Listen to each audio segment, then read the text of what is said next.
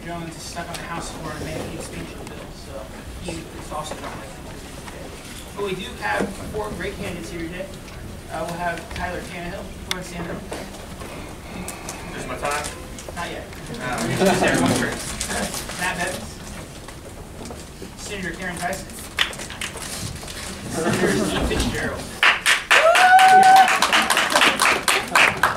And we'll start with opening statements with Tyler Tannehill. So thank you so much for you guys putting this on. Really appreciate it. Like I said, my name is Tyler Tannehill. I entered this race because I firmly believe it's time for the next generation of Kansas to get to D.C. You know, we can't wait until I hit retirement age to fix our Social Security.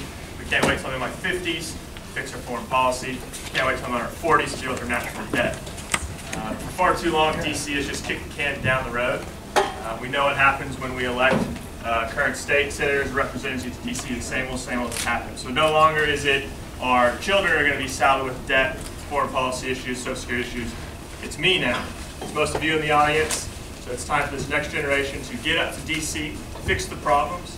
A little bit of background on myself: served in the United States Marine Corps, signed up when I was 17. Went to Afghanistan and Iraq. Kind of got involved in politics because more of my friends were killing themselves from lack of health care from the VA, so from the mental health care side. Then I lost overseas in combat. That led me to go to Washington, D.C., push a lot of bills through Congress, as well as a K-State graduate. Have a wonderful wife and an 11-month-old son, and my time's up, so thank you all very much. Matt Bevins. Hi everybody, I'm Matt Bevins. I decided to throw my hat in the ring to run for Congress because there are a lot of issues that aren't being dealt with, as Tyler pointed out. But instead of just providing broad strokes and flagrant views of what I think should be done, I want to give some depth to politics and to add some depth to the discussion. One of the things that people often overlook is the fact that we have career politicians who work their way up from state legislature up to the federal level and then become lobbyists.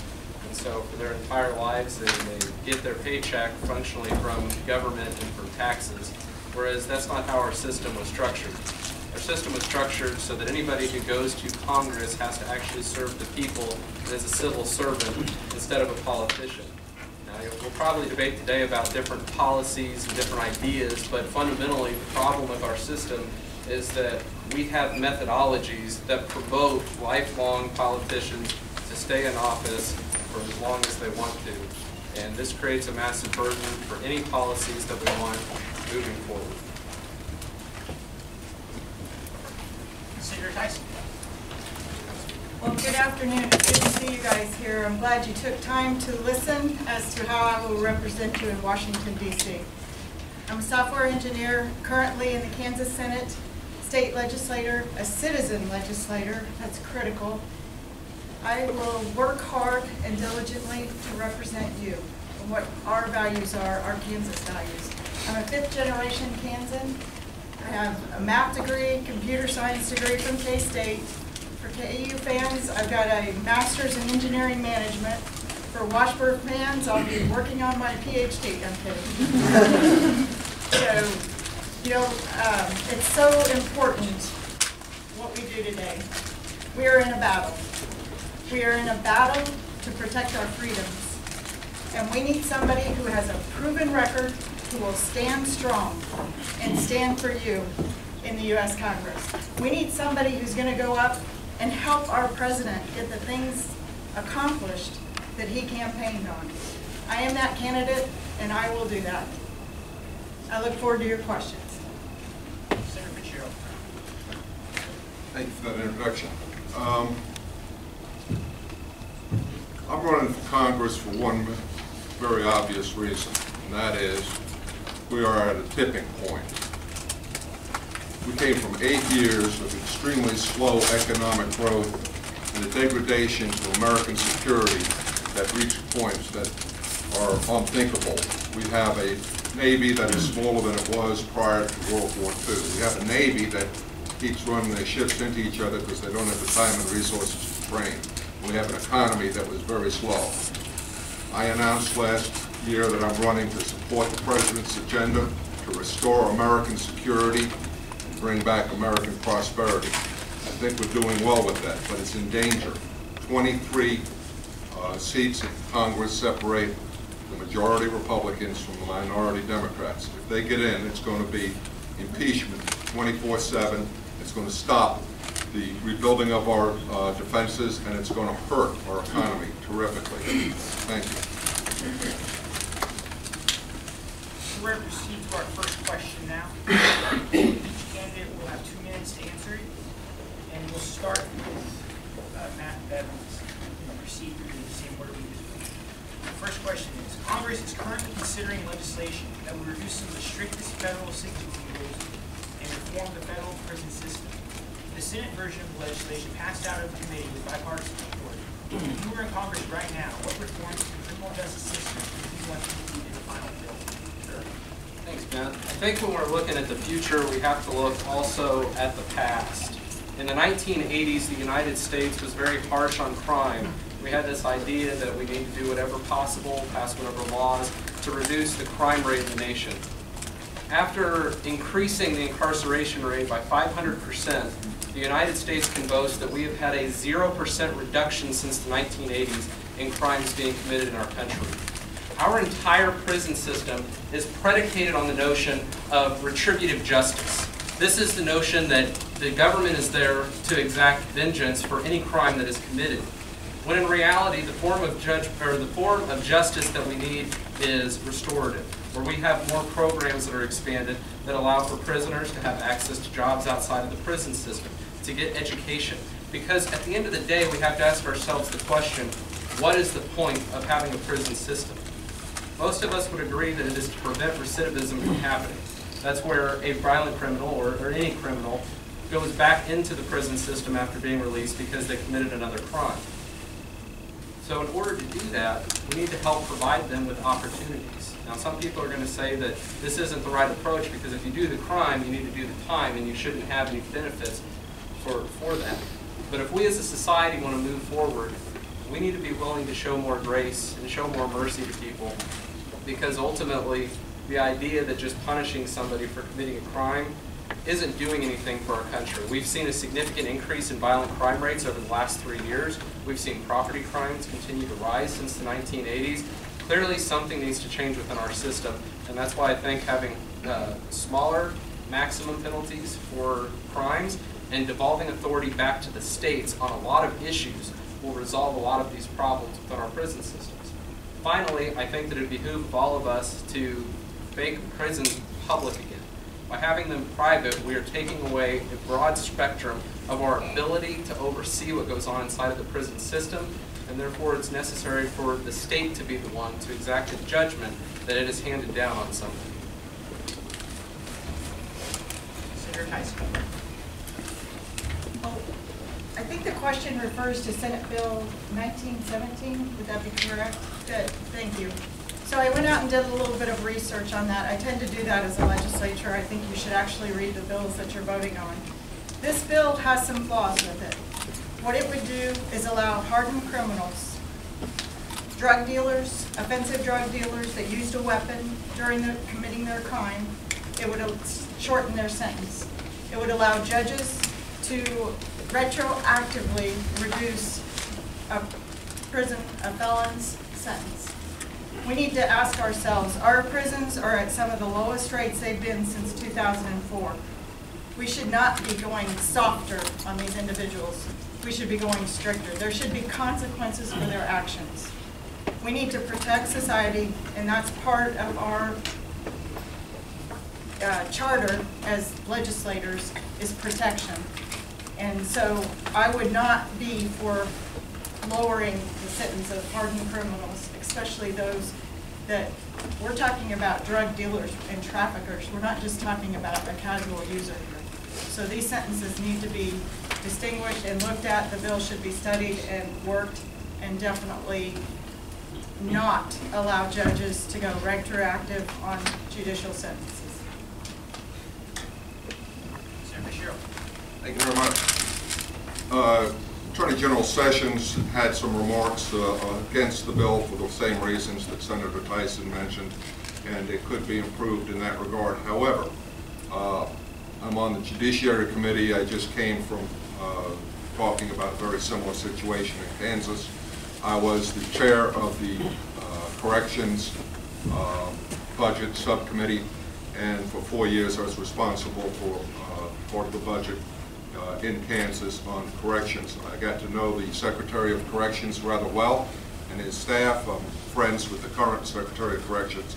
I can tell you that reducing recidivism and reclaiming lives is exactly what we should be doing, in addition to ensuring that we do protect society, that we do keep those malefactors off the street that need to be taken off the street, and do exact the punishment that is appropriate.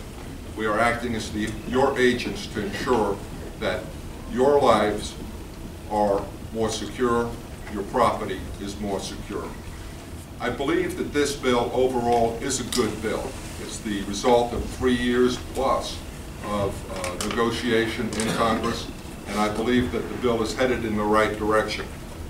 I do agree also with Attorney General Sessions that we have to look at this bill very carefully in terms of what it can do as far as more dangerous criminals are concerned. Other than that, I think the bill is good. I think it should be advanced. Thank you. Tyler So 50% of all federal criminals upon release within 8 years, they're back in prison. Our prison system needs fixing. The Senate Bill 1917 does help that out. It does need some things that are fixed on it. Here's what I do like about it. Over 10 years, it saves $722 million. That's an excellent aspect of the bill. I like how it gives control back to the judge. It doesn't force mandatory maximum sentences on every single criminal that comes to the courtroom based just off of a rule of law. It lets them look at the facts of the case, the individual up there who committed the crime, and determine what the exact punishment should be. Furthermore, the most expensive way for taxpayers to punish somebody is to throw them in prison. Non-violent criminals who don't have a history, is there an alternative method that we can do to keep them out of prison? Can we look at paying a drastic fine? Can we look at ankle band house arrest? I think we need to look into those options. I don't think this Senate bill goes further enough into that. There is a commission that is supposed to be enacted with this bill. I need to learn more about that, but I would like the commission to be from the private side. I think the private side can come in, look at it differently than the government bureaucrats can, find out waste abuse to see how we can move forward with correcting our prison system. Furthermore, it doesn't mean I'm not tough on crime. If you do the crime, you're a violent criminal, you should go to prison, you should do your time. However, if you're a non-violent criminal and you're in prison, we should be doing everything we can to keep them out of prison once they're released.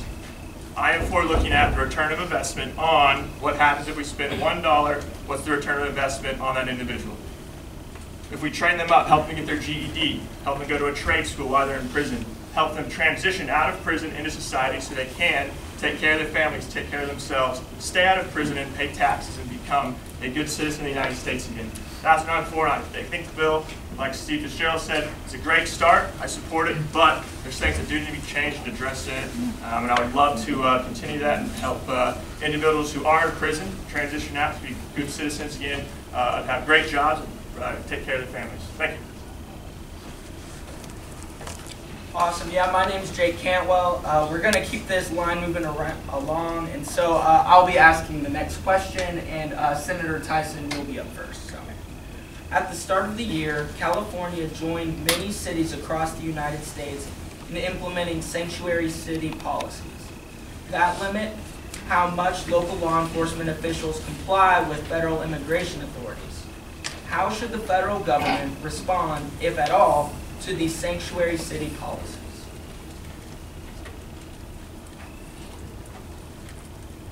We have laws in America.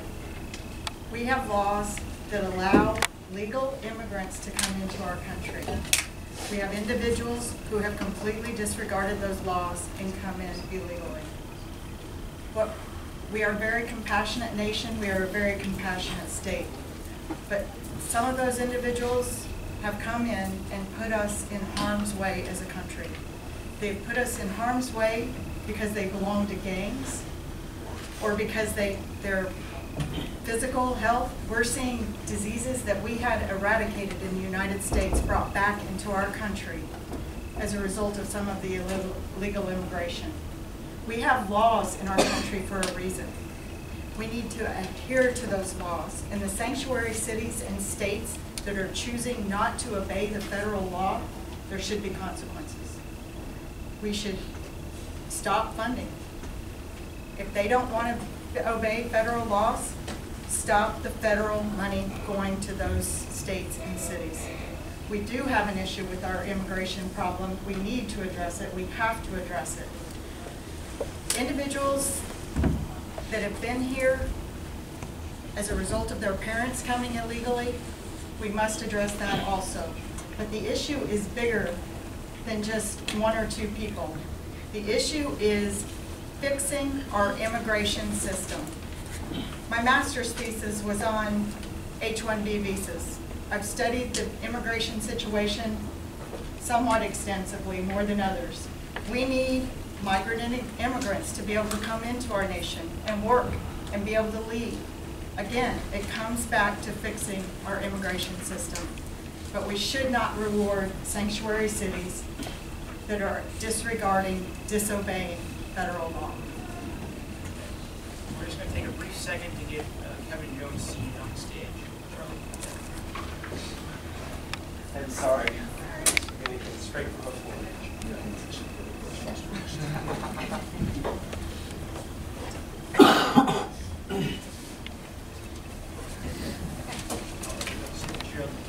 Thank you so much. I appreciate it. The immigration problem that we have in the United States is getting to the point where it's dividing us as a country. The problem in the prisons, federal prisons, you'll find, is largely driven by illegal immigrants. They make up a large part of that population. We can solve part of our problem right there. I agree that the laws that we have now need to be enforced. I'm not saying they can't be improved, but they need to be enforced. And for the last 8 years plus, we have not been enforcing those regulations the way we should. A state refusing to adhere to federal law is not new. It was done before with the Fugitive Slave Act. It was done in several other cases as well, including prohibition. The law that we're referring to here is a law that the federal government put in 1876, and it clarified that immigration belonged to the federal government. Defunding programs, federal programs in the state is a viable way to go, but there's a bit of a problem. President Reagan, you may remember, did that when he wanted all states to raise the drinking age to 21, and he withheld highway funds from those states that did not, on the argument that youths were going from one state to another in order to drink, often late at night. It was increasing the accidents that we had, and on the idea that if it was uniform, that wouldn't happen. There was a connection, a nexus between what he wanted to do and the problem that was there. In this case, there may be something of a problem in trying to identify how we have a nexus between cutting the funds and the offenses that we are looking at. I think that can be solved in a couple of ways, and I look forward to discussing that with you a little bit more when more time allows.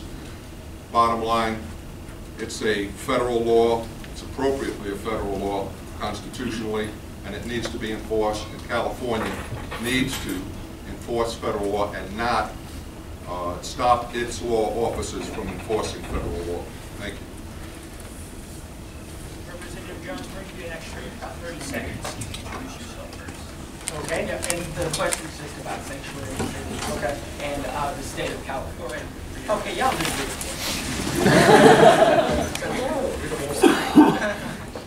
All right, so at the start of the year, California joined many cities across the United States in implementing sanctuary city policies that limit how much local law enforcement officials comply with federal immigration authorities. How should the federal government respond, if at all, to these sanctuary city policies? First of all, I apologize for being late. I came straight from the floor of the House. We had the threat of Medicaid expansion. I say threat, depends on if you agree with it or not, but it was going to come up, and I felt like it was most important that I was there for that. That said, I am Kevin Jones. I am running in the 2nd District. Essentially, breaking it all down is that there's a battle going on. I'm ex-military, a homeschool dad on a school board, a lot of service in our life, but But that said, there's a battle going on in D.C. over our family, our faith, and our freedom. Stuff that we're passionate about, stuff that hits home, and it's so very important. So all of that said, that is why we're proven in those areas, and my wife and I came to the decision when we were running, and we're going to run with all of our heart. That said, let's get to sanctuary cities. I appreciate the questions on when it comes to, I call it illegal immigration. I guess in our nation that's gone down over time because of political correctness to where now people are moving more towards like undocumented and stuff like that. Well, the real question is, are we going to uphold our laws or not? Are we going to actually keep them? Or, just like in the real estate business, are we going to take our contract and we're going to change it to a different contract? Right now we have laws and we have legal immigrants that have come here legally, and we have cities that are giving illegal status incentives to be here. Do we want more illegal, or do we not?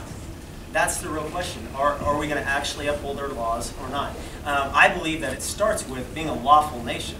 Now, obviously, that all comes back to a heart issue, but we have to uphold our laws, or when does it end? I was at a forum the other day and got to hear 3 legal immigrants. You talk about people who are passionate about getting rid of sanctuary cities and any type of incentive for illegal immigration, are legal immigrants who went through all the proper steps and everything to come and experience what is so attractive about America, and that is the American dream. It's the opportunity to actually have a better life, but it's not a better life that's just given. It's a better life that's earned, and that's what's so important. So yeah, there's a whole lot when it comes to just the delicacies of illegal immigration, sanctuary cities. I believe that at our federal level we should do everything that we can, but the enforcement part of that is very light, and it means that the cities can essentially nullify our immigration laws. But we need to really enforce that at this point in time, which would change the contract. So I appreciate it. Tyler Cannon. I think the question asked what should be done. I think we already know what's going to happen. Sessions has taken California to court. My opinion is it's probably going to end up in the Supreme Court. It's an interesting topic to discuss about because local law enforcement is kind of refusing to help out federal law enforcement. So it's going to be interesting. The root of the problem, though, isn't sanctuary cities. The root of the problem, what are we going to do with immigration? I firsthand know the beautiful aspect of America's legal immigration. I married a legal immigrant from the Soviet Union, present-day Ukraine. Her family immigrated here when she was a child. I've seen what they've done, what they've given up to have the American dream. It's not a dream of the typical, you hear about these immigrant stories that they come over here and now they're billionaires. My in-laws worked very hard. They worked 2 jobs. They're very proud Americans, though. They're the only ones on their block who have an American flag hanging outside their house. Like I said, they wake up every day, work hard. But the benefit's not for them, the benefit's for their children. My wife's getting her PhD. She's about 6 months, she'll be done with that. My brother-in-law is a psychiatrist in California, which, he can stay out there and deal with that out there. But he's a really nice guy. But they've left their family and their home for the American dream. It's still alive, it's still alive and well. My wife and I, adopt's probably the wrong word, but we helped assist an Afghan interpreter immigrate legally to the United States. He stepped on an IED, was fully blinded by that. He came to the United States not because he wanted to have a better life, but his 2 children and his wife, he wanted to have a better life. He will never see America. He puts his foot on American soil, but he'll never see it because he's blind. So it's still there. The problem is, what we need to do, though, is we have to have tough border security. I'm all for the wall, but we have this issue of what do we do with everyone who's still currently here? That is the debate. I believe with the administration that we can have an immigration policy of love and compassion. They have to pay a fine. They have back taxes that we have to deal with. But the wall has to be done first. We have to stop people from coming in. Then we have to transition people who are here, have to go to the back of the line, let everyone else who wants to come here legally do that first. Furthermore, talking to Kansas farmers, we have to have a system set up to bring in agricultural labor from immigrants. So we must expand that so people can come here legally to work on the Kansas farm to help out during harvest. Thanks. Not much that I could possibly add to this topic simply because it's already been said. We do need to crack down on those laws, potentially withholding aid from cities and states who refuse to follow federal law. But I think once again, Tyler's right that we need to get to the heart of the issue, and that's what laws do we have at the federal level. We've been seeing in the news a lot lately that ICE agents are knocking on the doors of people just trying to round up as many illegal immigrants as possible to deport them. I think ultimately this is a waste of time and resources. Instead, we should be focusing on anybody who is in the prison system already or is being processed. If they're an illegal immigrant and they have committed a violent crime, I think that is grounds for deportation and for ICE to find and deport them. I also think that it's imperative of us to actually build the wall and to have border security. These are great ideas. When we're talking about cities themselves and individuals, we don't need to be going door to door. I mean, that's going to cost billions and billions of dollars. We already have a massive deficit. Our debt continues to rise. It's already $20 trillion. Is this really what we want to be arguing about at this time? Which is why let's deal with the biggest part of the issue and act proactively in the future on how we can reduce illegal immigration rates instead of trying to deal with this retroactively, which we've seen time and time again has failed. I think reforming our visa system is important. H-2A and H-2B visas are a necessary component of migrant workers, and there are never enough of those that are divvied out each year. By increasing the number of H-2A and H-2B visas, we can bring in that unskilled labor. We also need to expand H-1B1 visas so that we can have more scientists come to the United States, because we have a shortage of high-skilled workers, but we have a high demand for them. So these are just common sense approaches that we can use and implement to ensure that our immigration system functions properly moving forward.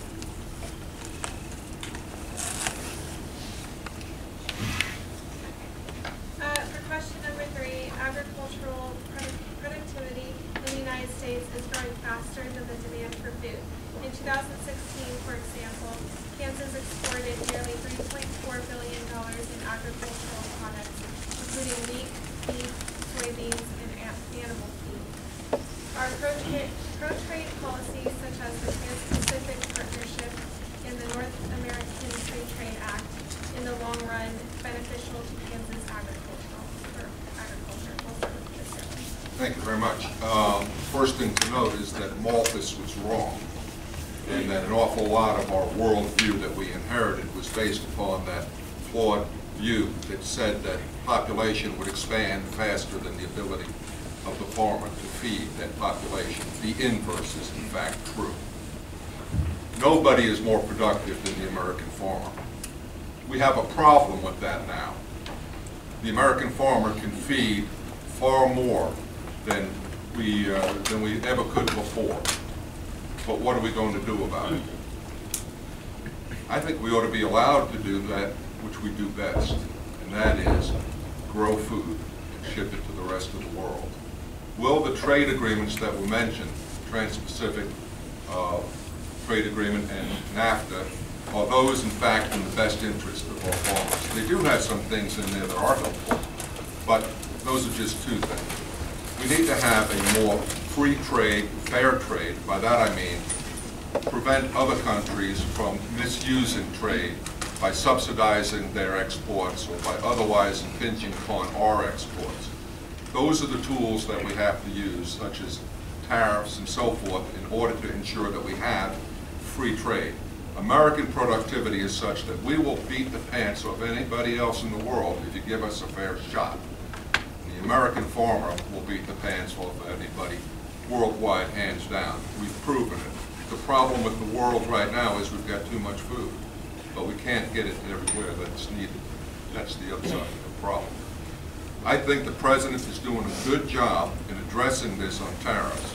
He's taken a very strong stance on a couple things, and I think that gives him a negotiating position that's going to allow him to open up more trade for America, American businesses, American industries, and particularly for American agriculture. American manufacturing and American service is really good, but nothing beats the productivity and capability of the American farmer. Thank you. Appreciate it. When it comes to production, we find ourselves in an interesting situation when we overproduce. We have supply and demand, obviously, around the world, and America, but especially the Midwest and especially Kansas. that's what we do. Is we do food. We do ag. We feed the world. When we have an overproduction, well, then you bring in the TPP and NAFTA and the different agreements, and are those tools actually going to help us long term? Well, the real question, and this is where you kind of get real selfish as a Kansan, because those tariffs and the trade agreements and all of that, just how it impacts us personally, because we rely on those for predictability and for the markets and all of that. And so with what President Trump has done, or what he's doing, it makes it kind of scary for us, because if we look long term, yeah, it very well can put us in a better situation. But short term, man, if you have trade war, or you have or those shift to where our commodities, the things that we produce, go down, then ultimately it's going to hurt us short term. So then the politics come into it. We truly are the producers of the world, and I believe that the supply and demand of it all, that we could actually really improve our situation, improve our position with what Trump has done, and actually pulling us out. The real issue is it's going to hit us right now, and with that, so long term it could help, but right now, yeah, it's putting us in a very scary position. So, thank you. Tyler, Canada. I've gone around and talked to a couple farmers out in the second district of Kansas, and I've kind of said, what's your thoughts on President Trump? First thing I say is, wonderful president. He's letting us actually farm. He's deregulating the EPA. A lot of things the Obama administration did that directly affected them personally. I quickly then asked, what's your thoughts on NAFTA? They take a little step back. I said, well, we're not sure about that. So NAFTA was imposed in 1994. To Mexico, we have an increase of exports of agriculture, 289%. Canada, 265%. It has worked to help the Kansas farmer have markets to give agriculture exports to. I am in line of, we need to sit down, we need to look at it. 1994 was a long time ago. It needs updated for the year 2018. We need to look at it, but we have to have the chance, a Kansas farmer, to export their goods. And I fall in line with the Republican platform that we need to talk to Cuba about trade. 50 million bushels of wheat a year can be exported to Cuba. That is one thing I disagree with our current president. Cuba has a massive amount of resources that they need, and we can open the trade, open the dialogue. There's no reason why we can trade with China, but we can't trade with Cuba. That will help out the Kansas farmer. Furthermore, with NAFTA, it's a great program, like I said, but we have to sit down, we have to focus on it. The tariffs are a scary thing that are happening. A lot of farmers are not in favor of that. My job is not to represent the whole United States. My job is to represent people of the 2nd District of Kansas. And what people are telling me when I'm talking to them is they like NAFTA, it's helping them out, it's helping their farm export goods to foreign countries. So, thank you so much. Matthew Evans. Once again, there's not a whole lot that can be added to the discussion. I mean, once you go through 4 people and you've already hit most of the high points. I'm not sure why we're even having this discussion, honestly, because free trade has been the hallmark of the Republican Party for decades. Free trade agreements, even if another country decides to impose tariffs or subsidize their exports, it only hurts the country that is exporting those goods. It does not hurt the United States in terms of our trade. When we impose tariffs, when we impose restrictions on trade with other nations, we're only hurting ourselves by saying that, no, we don't want your cheaper goods. We don't want to have a better life for our consumers.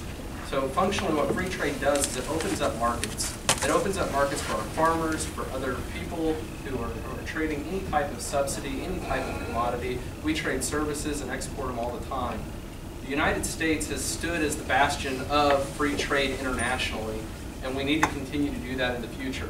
So when we ask the question, are NAFTA and the TPP good for United States farmers, the answer is a resounding yes. If it opens up new markets for the United States to spread, to spread its ideologies of free trade, if it opens up new markets for people to sell their goods and their products, it's always going to be good for the United States to continue to engage in those free trade agreements and to have those export markets.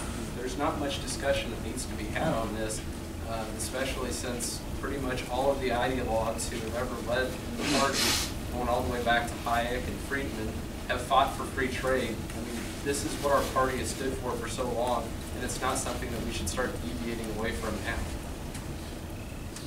Senator Tyson. Thank you. Kansas agriculture feeds the world. Top 4 grains in agriculture was $10 billion. $10 billion to the Kansas economy. It's so critical for our life and what we do in Kansas.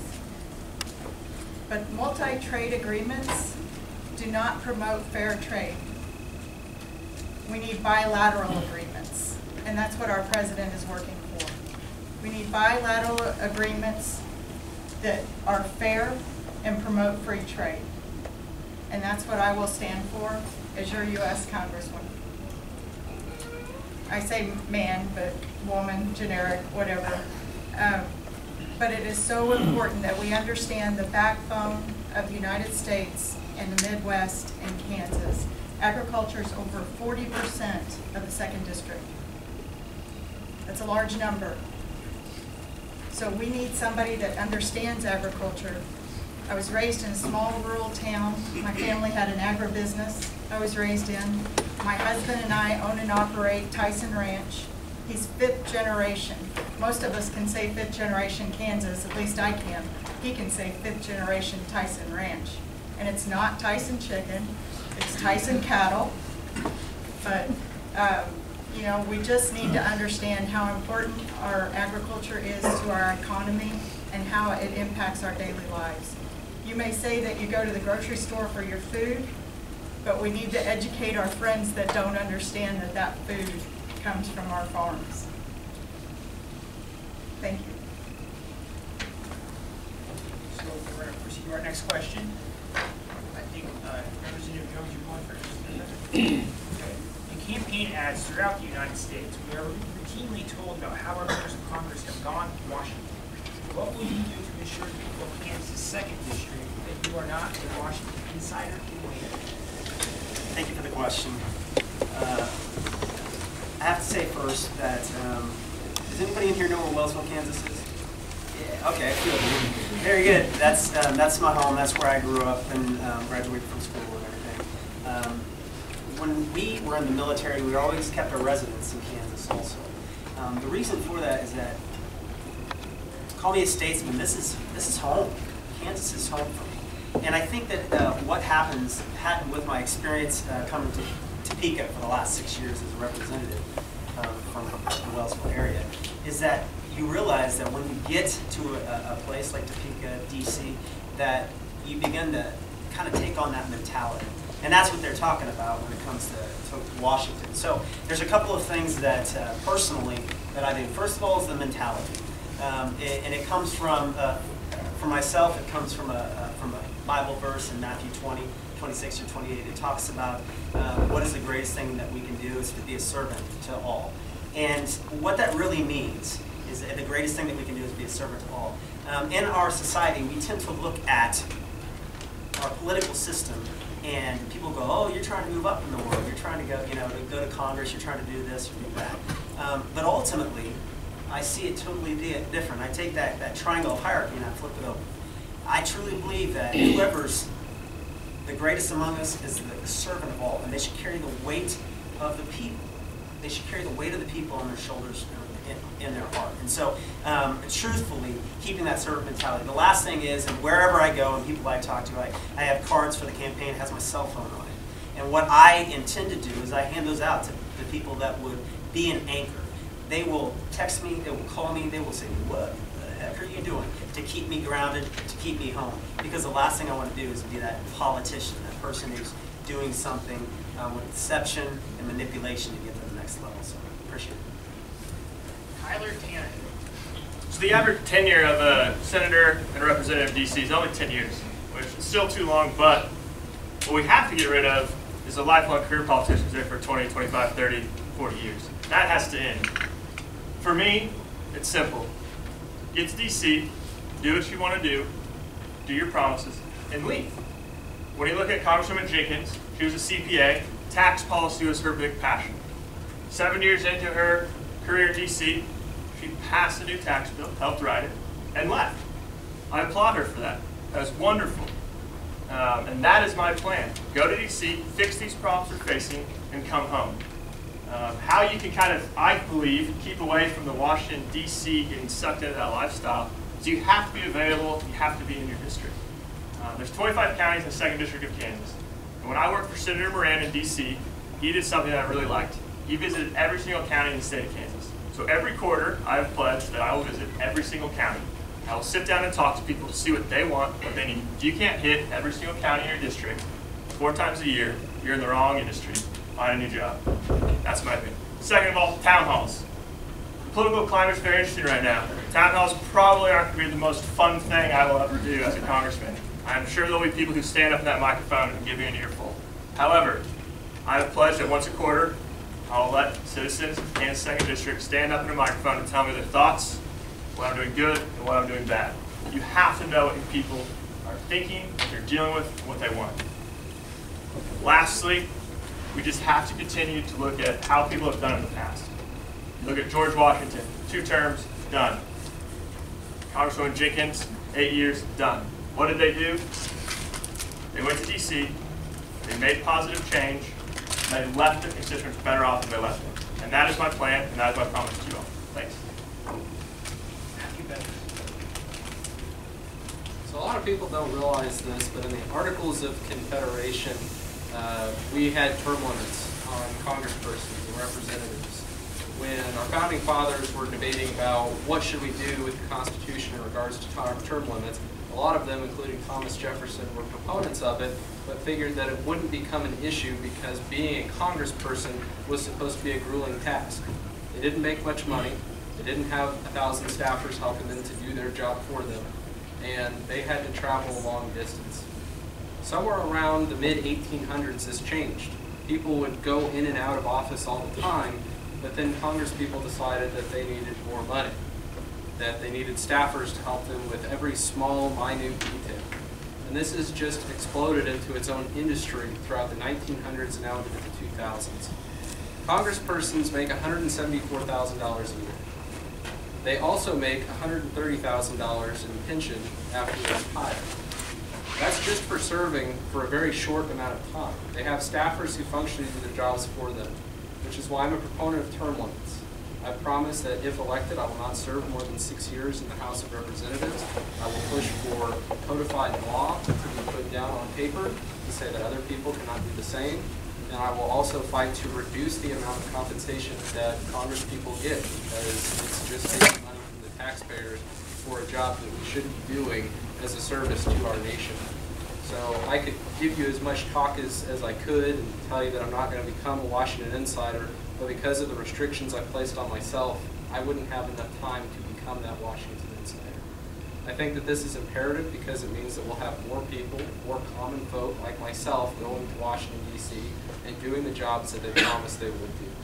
These are the types of reforms that we need in Washington, and these are the types of reforms that will allow us to fundamentally change the way that politics is done in our country. Senator Dicey.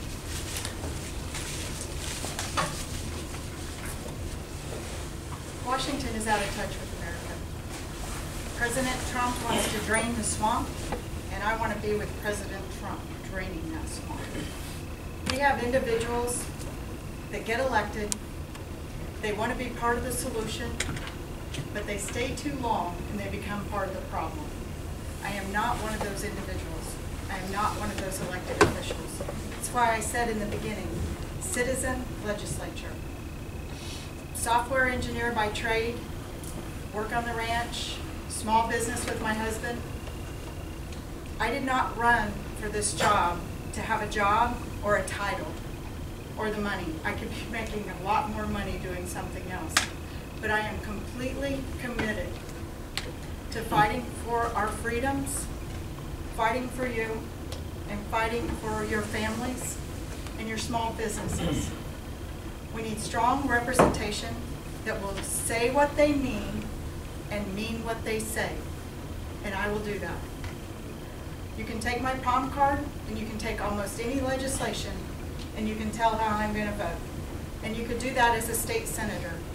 When I ran for re-election last year for the Senate, I was elected with 73% of the vote. That tells you that I am committed to my district and I am committed to representing the people of the 2nd District. Senator Fitzgerald. Thank you. It's hard to argue with anything that's been said so far. There are a couple of things that were not accurate, but I don't think that was intentional.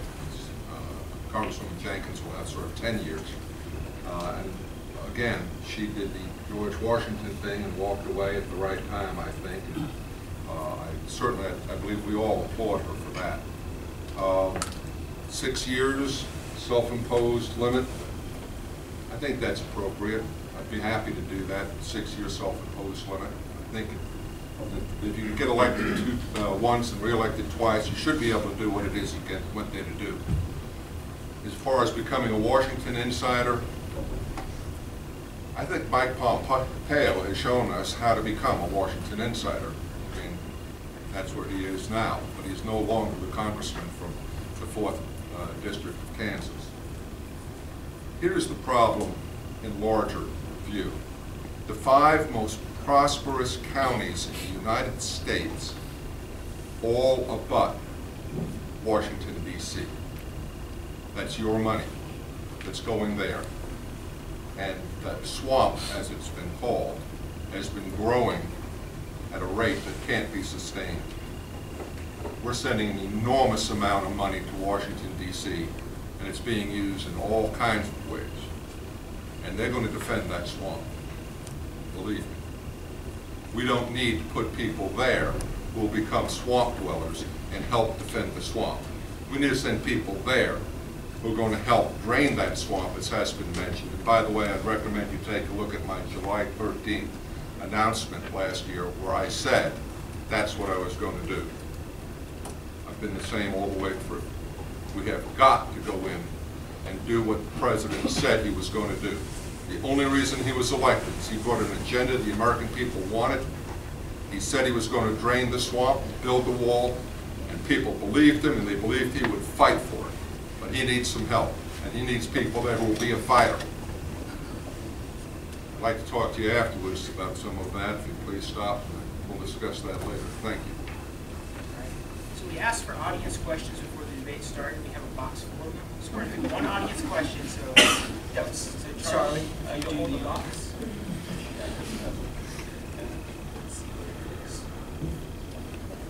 What is your view of free speech on college campuses? 1 minute to answer each one. Alrighty. So we start first. Tyler,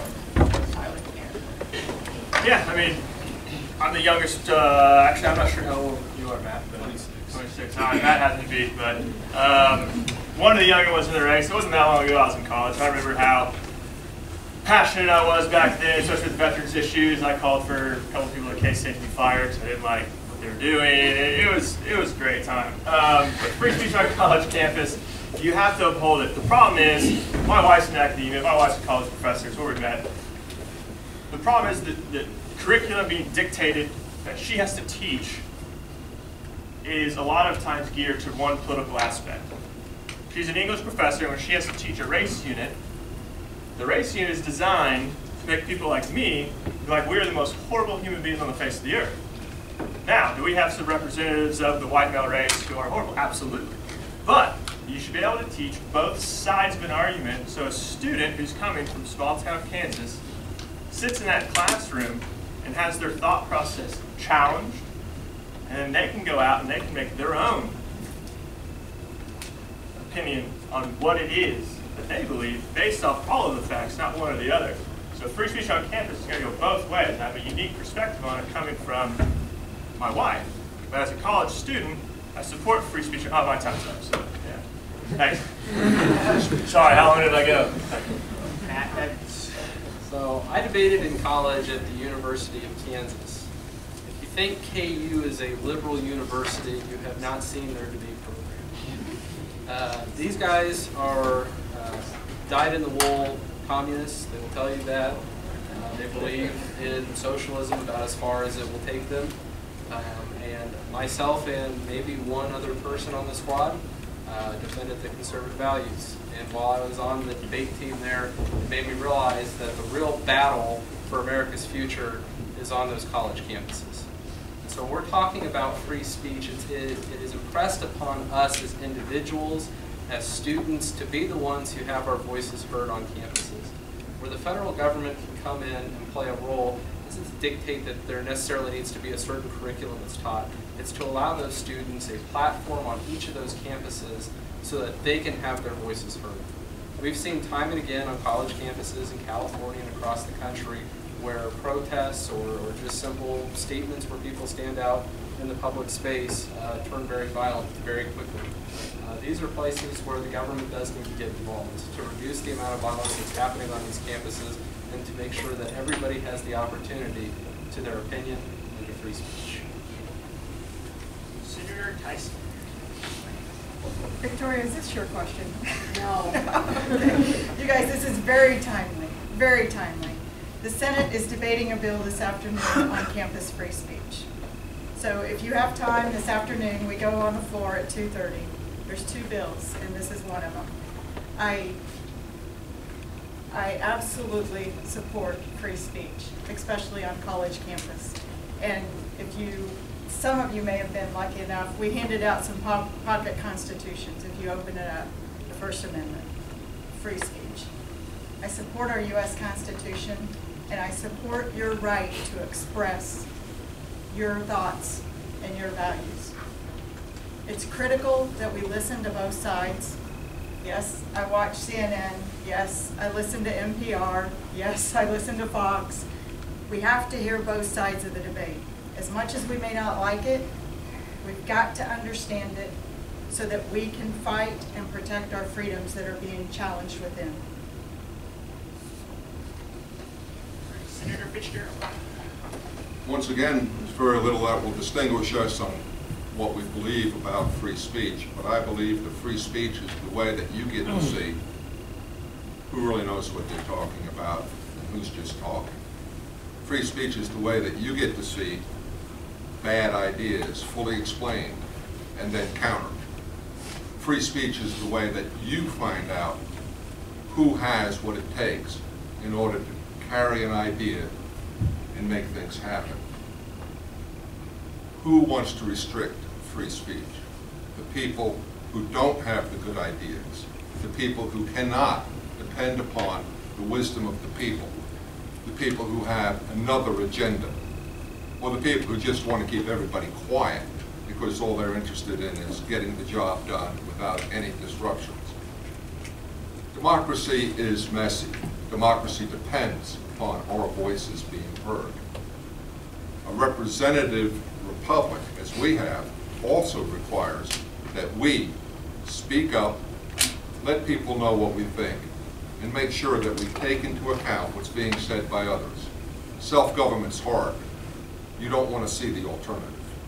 Thank you. Representative Jones. Appreciate it.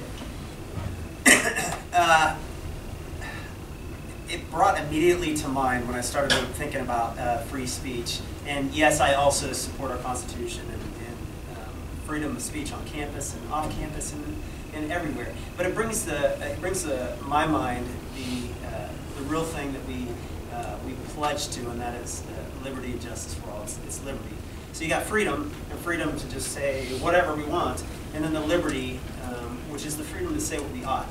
And it doesn't mean that we stop speech. What it means is that there's consequences for what we say, and there should be consequences for what we say. We heard from a high school a teacher who is bashing anybody who goes in the military. They're just not smart enough to go to college. And man, I took that, man, I got hot. And instead of just shooting off at the mouth, I waited for a while and I responded, hopefully with a little bit more composure, because there's consequences to what we say. What he said was completely wrong, but it was his freedom to say it. And then there's consequences for it, and I think he maybe lost his position for it. So that, speak freely. It's protected, but realize there's consequences. All right, we're going to proceed to the 1 minute closing statements. Everyone's voting on that question, right? Tyler? So we'll start with Matthew. Closing statements. So I guess the most important thing to take away from my positions are that term limits, something that wasn't talked about today, was that I think we need to do more on the front of human trafficking. This is something that I've made sure to bring up in any situation that I'm in, because we have a lot of good things going on at a local level, but we need to have a bit broader discussion about how to coordinate between federal, state, local law enforcement, as well as local organizations who are already working, who are non-governmental, to end human trafficking. And the third thing is to empower states to reclaim their rights. We talk about free trade a lot, but we don't talk much about how the states are interacting with one another. The federal government plays a role in dictating interstate commerce, but it doesn't get to dictate everything that happens economically within a particular state. This is something that we've kind of let go to the wayside, but the states are our laboratories to experiment with different ideas. This is where we get the best ideas because they have to compete against each other. If we want a good model of federalism for the future, this is what we need to be looking to, and we need to continue to support states' rights. Senator Tyson. Well, thank you. Thank you again for coming and listening today. Thank you to our sponsors for putting this together. I can tell you used a lot of time organizing. I am a candidate and a senator, and I will be a representative that says what I mean and mean what I say. I will be a strong voice for you in Washington, D.C., and I will stand for our Kansas values. I stand for limited government, individual freedom, traditional values, and economic development. Yes, we need term limits. Yes, we need a balanced budget. Yes, we need so many other things before us.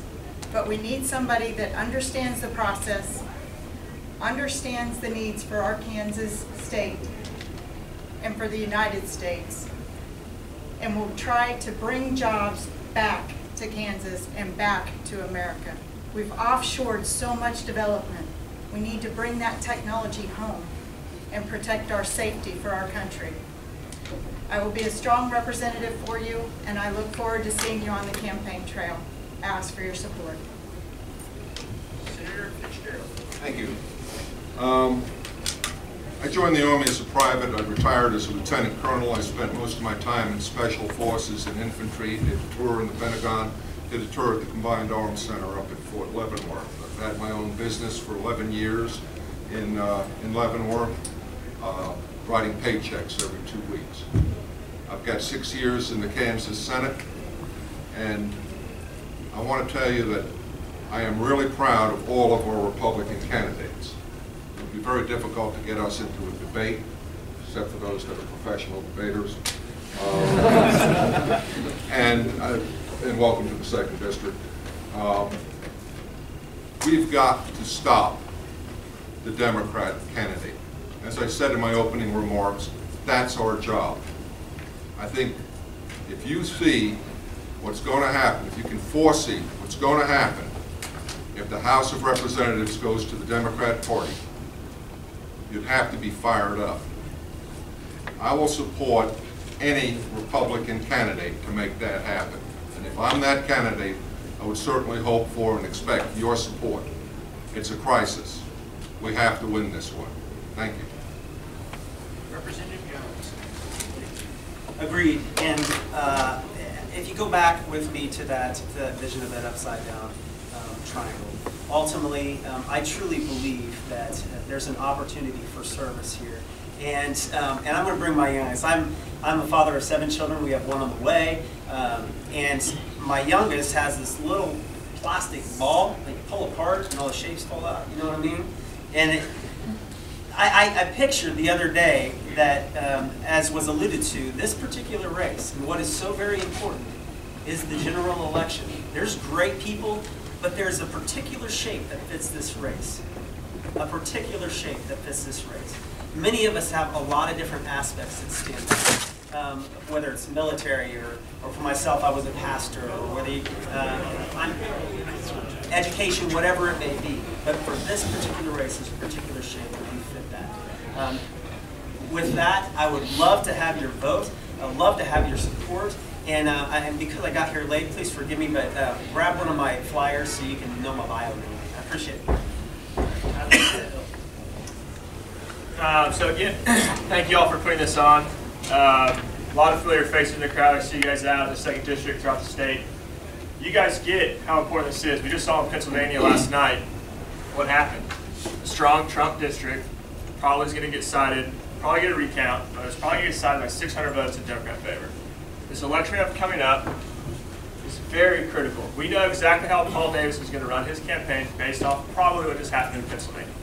He is going to run a very moderate Democrat-style campaign. But we know how Paul Davis votes. We know what he believes in. We have a governor's race that we can attack him with. We have his voting record we can attack him with. What we need is a candidate who can stand up there on the debate stage, call him out for his bluffs, his lies, and portray a message of strong conservative values that represent Kansas. Too much is at stake, so I appreciate you guys' vote come August. Appreciate any support, any help. Please go tell 7 of your friends. Tyler Tannehill's here. He's ready to run. He's excited. He's a great candidate. So again, thank you all for having me. Appreciate it. I have some cards. I'd love to talk to anybody afterwards.